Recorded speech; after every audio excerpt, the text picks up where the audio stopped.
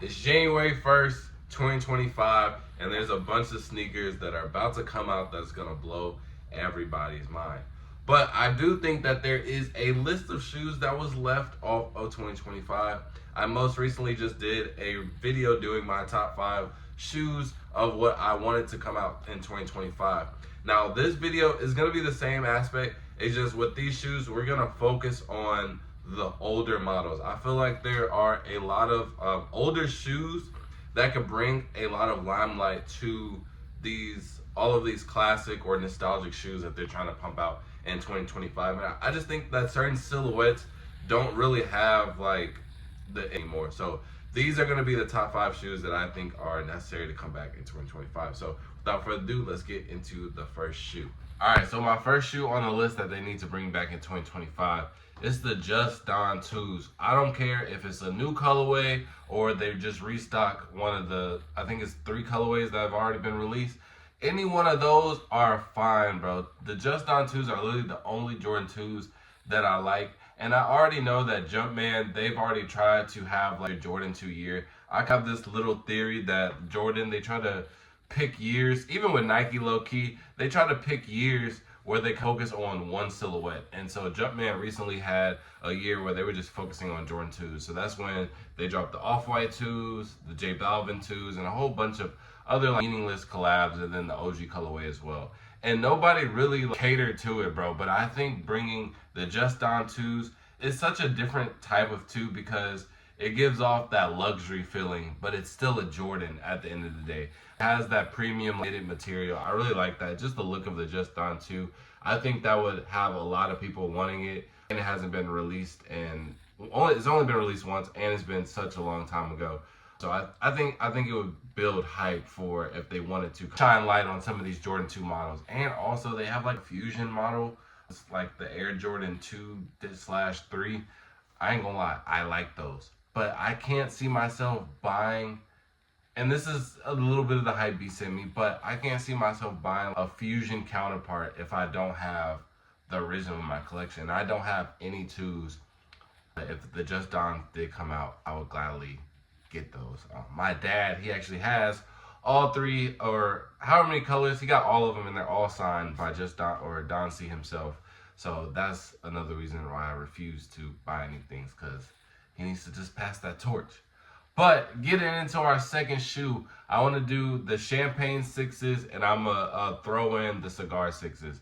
I think these shoes, I don't even think they were really seen enough. I feel like the Cigar and Champagne 6s was, at least for me, when I first started getting into shoes, there was like a bunch of sneakers where they weren't released in my era, and the few people that had them, they were either so fake, so beat, or just no one really had them for real. So you never really saw them outside of just like the internet for real. But it was these certain shoes I feel like were just super iconic, especially when people were like getting like memes out of it.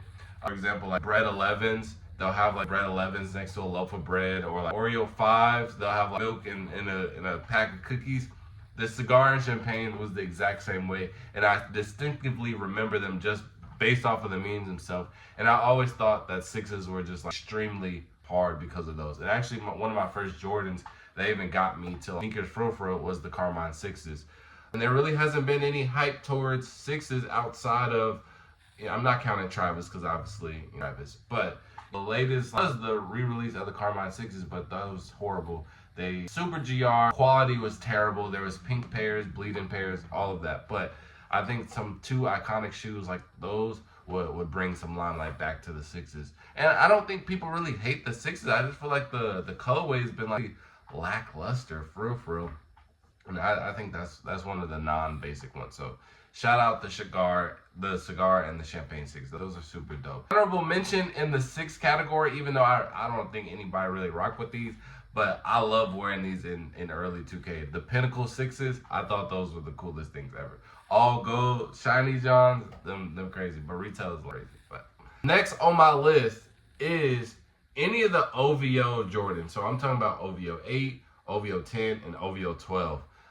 But I feel like each one of these models outside of the 12 are really just underappreciated models, bro.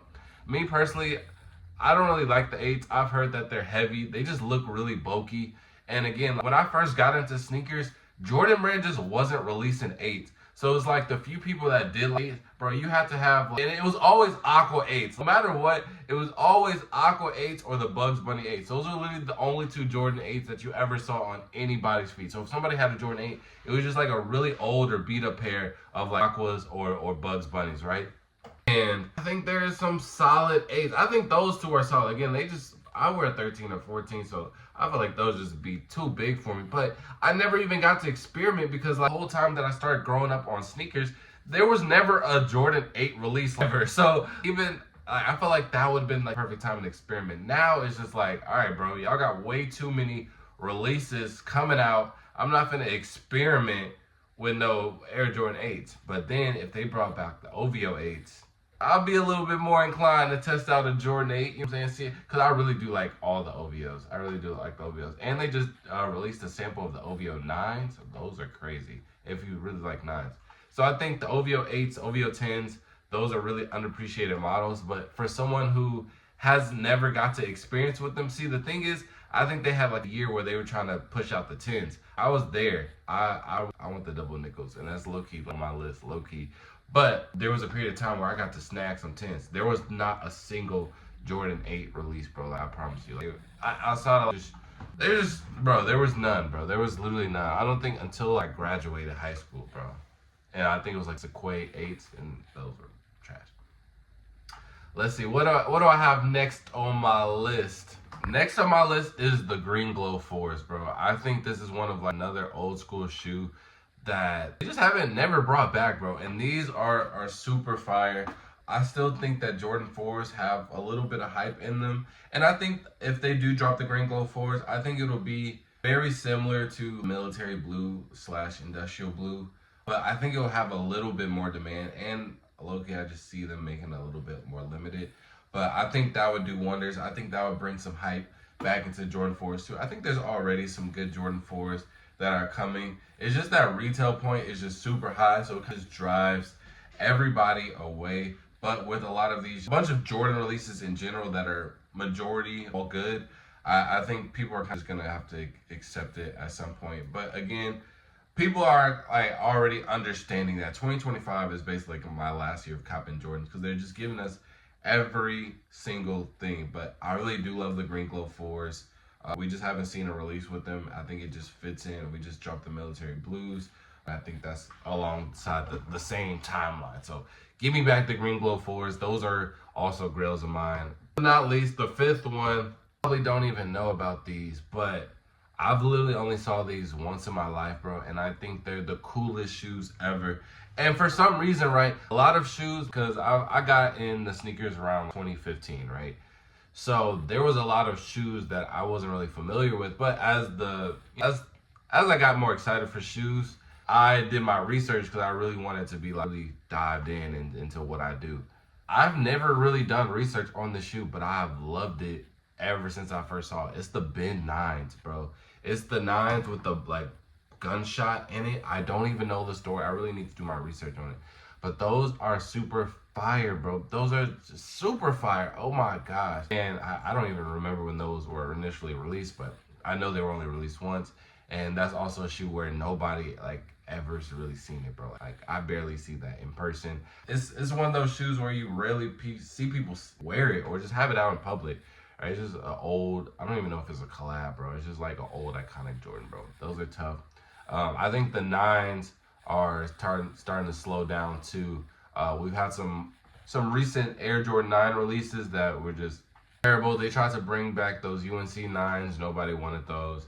They brought back some like gray 9s. The 9s are just like, super boring, bro. Once you fed us with like all these collabs, all these cool different colorways, I feel like with a lot of these older releases, you can't just give us something that's like super bland and just expect for us to eat it up, right? Only certain shoes are gonna have that. Like, I feel like the military blues was kind of those exceptions, even though it kind of sat, but obviously they're nowhere to be found nowadays. So it just really depends, especially if that model isn't in rotation of like trending or popularity. They're just gonna sit and it's gonna do bad, and there's really no point in even releasing them. Don't release hundreds of thousands of units for 5 people. It just doesn't make sense.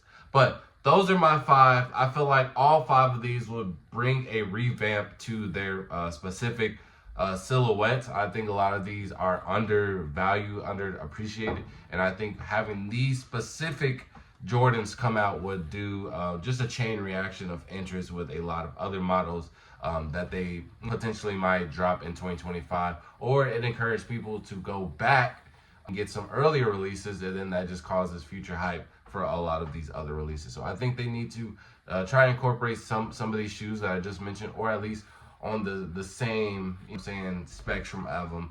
But you guys can let me know which one you think should be dropped in 2025. And with that being said, I appreciate y'all. Make sure to like, comment, subscribe. We always giving away shoes out to the homeless and the viewers, so please help out, support with that as much as you can. And with that being said, flow out. Peace.